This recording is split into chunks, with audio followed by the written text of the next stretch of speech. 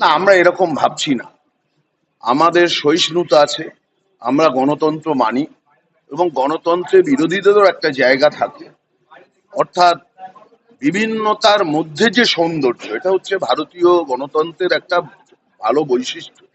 সেইটাকে ভারতীয় জনতা পার্টি ভারতবর্ষ থেকে মুছে দিতে চায়। অর্থাৎ ওনার কথাটাই, মোদিজির কথাটাই প্রথম কথা, ওটাই মাঝখানের কথা, ওটাই শেষ কথা, আর কেউ কোনো কথা বলতে পারবেন না। আপনি আজ পর্যন্ত উনি 10 বছর প্রধানমন্ত্রী আছেন, আপনারা তো সাংবাদিক বন্ধু, দেখেছেন কোথাও যে একটা প্রেস কনফারেন্স করছেন, যে প্রেসের কোনো সাংবাদিকের কোনো প্রশ্নের উত্তর দিচ্ছেন? তা নয়, একতরফা হবে, উনি বলবেন, আপনারা তুলবেন, আপনারা আপনাদের মিডিয়ায় চালাবেন। অর্থাৎ সব ক্ষেত্রেই একটা একনায়কতন্ত্র। এটা তো হয় না। মমতা বন্দ্যোপাধ্যায় বিজেপির দয়ার দানে মুখ্যমন্ত্রী নন, বাংলার মানুষের আশীর্বাদ, ভালোবাসা, দোয়াতে মমতা ব্যানার্জি মুখ্যমন্ত্রী হয়েছে। তাহলে তিনি নীতি আয়োগের মিটিং এ গেছেন, সবাই গেছেন, তাকে কেন বলতে দেওয়া হবে? কেন মাইক অফ করে নেওয়া হবে? এটা আমরা বাংলার মানুষের কাছেই তার বিচার চাই। আমরা তো কই বিধানসভা, এটা হয় না।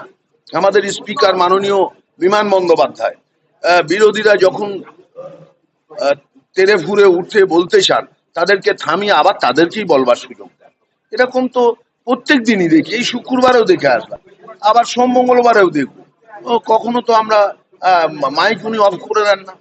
নির্দিষ্ট যার টাইম, এক একজনের বিজেপির এমপি, এমএলএ, যেমন ওদের দলনেতা এখন শঙ্কর ঘোষ 20 মিনিট বলছে, ওই 5 মিনিট পরে তো অফ করে দেননি স্পিকার মাইক। এইটা বিজেপি এবং ভারতবর্ষের সমস্ত রাজনৈতিক দলকে তৃণমূলের থেকে শিখতে হবে যে কিভাবে গণতন্ত্র বাঁচিয়ে রাখে। চিন্তা প্রকাশ করেছেন যে অনেকেই দলের মধ্যে নিজের মতামত চাপিয়ে দিয়ে নিজের মতন চলছে, তাদের সাবধান বার্তাও দিয়েছেন।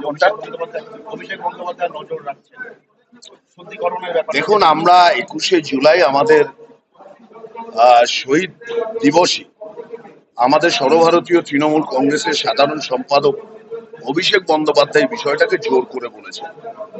তিনি নেত্রীর কথাটাই বলেছেন যে দলকে ভাঙিয়ে যারা ব্যবসা করছে, যারা নিজেরা পুষ্ট হওয়ার চেষ্টা করছে, বেআইনি কাজকর্ম করছে, স্বজন পোষণ দুর্নীতি করছে, যারা, সংখ্যাটা হয়তো অত্যন্ত কম হলেও একটা ফিগার দাঁড়াবে, তাদের জন্য আগামী দিনে তৃণমূলের দরজা বন্ধ, তারা অন্য কিছু ভাবতে শুরু করুন। অভিষেক বন্দ্যোপাধ্যায় নিজেই এই ব্যাপারটা কাটাছেড়া করছেন, আমি এই কথাটাই বলেছি এবং এটা অশোকনগরের মাটিতে দাঁড়িয়ে আজকেও আবার বলবো যে এটা ভালো নেতা হতে গেলে তৃণমূল কংগ্রেস হচ্ছে পরিষেবা প্রদানের একটা প্ল্যাটফর্ম। যারা পরিষেবা দিতে চান তারা যেন এই প্ল্যাটফর্মে আসে, যারা করে কমে খেতে চান তারা দয়া করে প্ল্যাটফর্ম থেকে নেমে যান, না হলে তৃণমূল হাত ধরে আপনাকে নামিয়ে দেবে। আজ থেকে আমার বিধানসভা অধিবেশন শেষ হয়ে যাবে, 5ই আগস্ট পর্যন্ত হবে, যা শুনলাম দেখে নিই। তারপর থেকে আমি 30টা ওয়ার্ডে, একটা ওয়ার্ডে